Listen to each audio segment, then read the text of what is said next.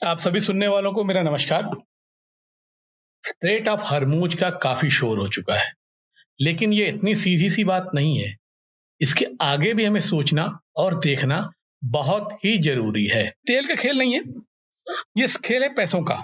और पैसों में सबसे बड़ी बात यहाँ पर ये आती है सबसे बड़ी बात यहाँ पर ये आती है कि हम देखेंगे कि धीरे-धीरे सऊदी और अरब के अन्य देश अपने आप को उस तरह से बदल रहे हैं, जिस तरह से आधुनिक दुनिया को आवश्यकता है। अब यहाँ समस्या ये है कि ईरान तो बिल्कुल उनके नाक के सामने है।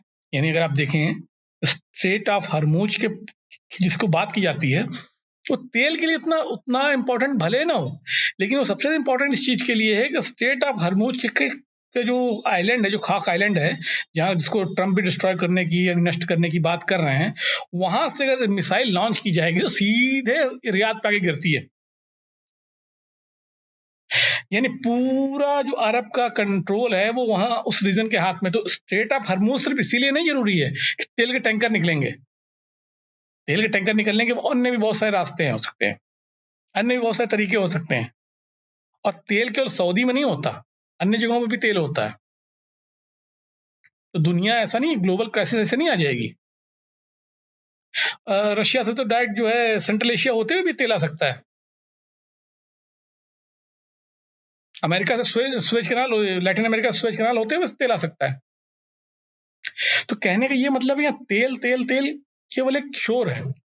एक्चुअली यानी असल में जो स्ट्रेट ऑफ हरमूज की जो मेन समस्या है, जो स्ट्रेट ऑफ हरमूज को सिक्योर करना है, वो इसलिए है कि स्ट्रेट ऑफ हरमूज और उस द्वीप से, उस आइलैंड से, अगर खाक आइलैंड से अगर जो चलेगी मिसाइल तो रियाद, आपका रियाद कंट्रोल में आएगा।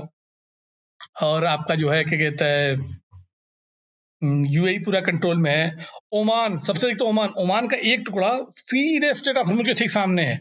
और ओमान ने अपने आप को पिछले 10 सालों में, 5 सालों में तेजी से टूरिस्ट डेस्टिनेशन के रूप में बदला है। यानी ऐसी जगह जहाँ पे टूरिस्ट आए, बीचेस अच्छे हुए हैं, होटल्स अच्छे हुए हैं, क्योंकि ओमान का पूरा साइड जो है के समुद्र के किनारे है। तो अगर ओमान अपने आप को बचाना चाहेगा तो कैसे बचाएगा? अगर जहाँ पे रोज मिसाइल गिरे, रोज मिसाइल खतरा हो, वहां कौन सा टूरिस्ट जाना चाहेगा? कोई टूरिस्ट जाना चाहेगा? नहीं जाना चाहेगा।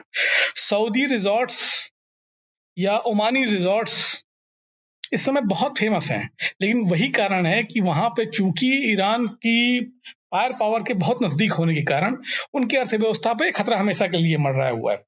इसीलिए ट्रंप पे प्रेशर बहुत अधिक था कि ट्रंप जो है इस हमले को करें।